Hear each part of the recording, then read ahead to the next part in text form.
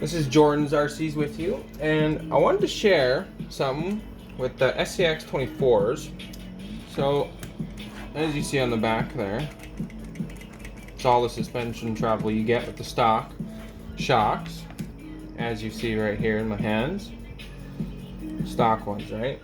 So whether you have the stock ones or you have purchased money, say like 35 bucks for these guys here. These are nice, but again, they're almost the identical length.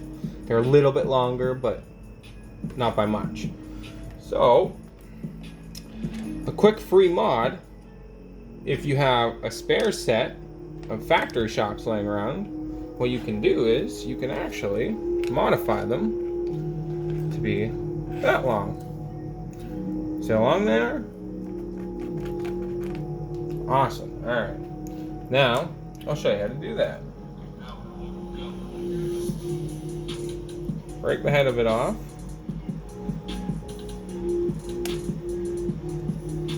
Grab your Allen key that usually comes with it. You're going to pull the main shock shaft right out. Just like that. So it's all in pieces, as you can see. Now what you're going to do is you're going to grab your spare one, the second one, because remember, you got to have another set of these if you want to do this. Pull it apart, same way. See why in a minute.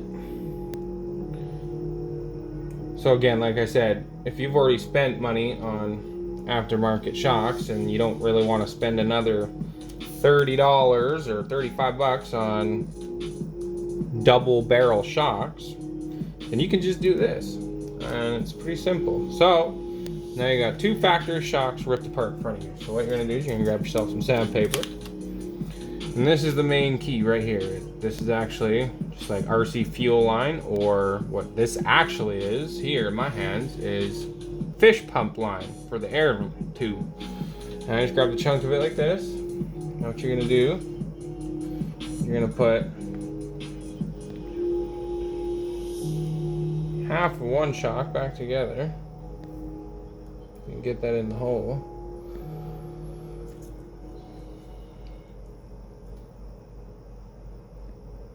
These days, fridges clean their water dispenser with UV.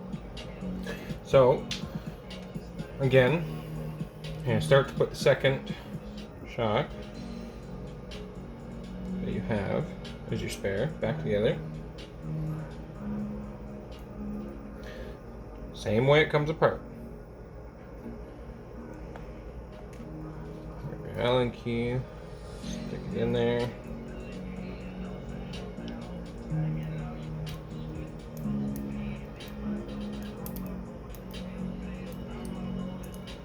Could be tricky.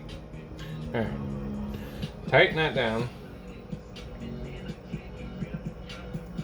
So now you're left with, shock just without the top. So now what you're going to do is going to take your spare middle piece from the second shock. You're going to take your sandpaper, put a little bit of, rough it up a little bit so the glue that you're about to apply will stick to it. You're going to do the same thing with this side too.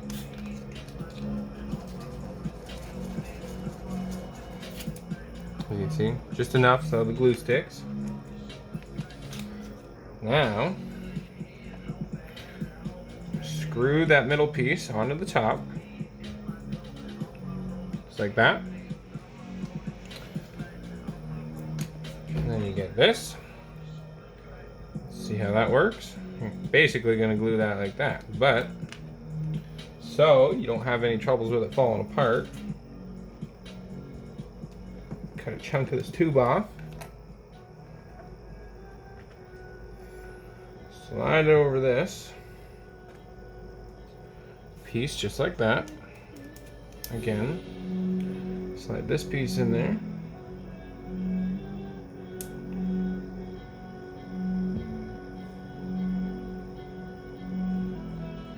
enough on both sides.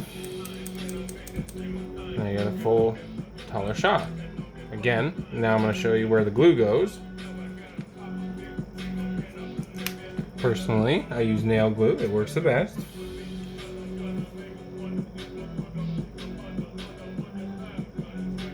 Cover that. Something here.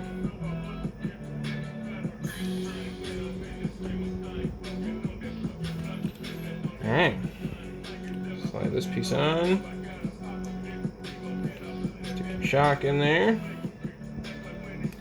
to where it matches up with it. Slide that down a bit. Just make sure they're touching on the inside and they're straight. There you go. Let it dry. So there's how you make the factory shock longer, just like a double barrel kind of, but without the whole $30 kit. So another topic I want to talk about is with this truck here, when you 4-link it, I know you guys probably have heard a lot about 4-linking them. A lot of people say you can do it with the factory stuff and it works without a flaw. Well, I did, and it sure enough was tight. It worked, but it was tight. There was a lot of binding in the whole front end area. So what I've done here, if I can get the camera closer and you can see, on this link right here, on the edges, I have actually sanded the round part down more. So towards where it bolts on to the servo mount on the back, it actually has some room for it to swivel more. So now, like I get, when it's all shocked up and ready to go, I get crazy amounts of articulation. And it's because these links here on the heads of them have enough room to actually swivel. Before, like I said, when I 4-linked it and I didn't sand them down like everybody else has on YouTube, it was tight and binded a lot, and it wasn't smooth, so I just didn't like it. So I took it apart and put it back to factory, and I realized, well, you know what, maybe there's something I can do, and there was.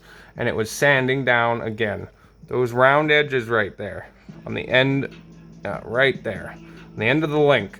Sand them down so you have enough gap in between the servo mount and the actual mounting position where the link head goes on to, so you have that room so it can move. Because again, if it binds, it's just gonna be and it's just, you know, it's just not gonna be smooth.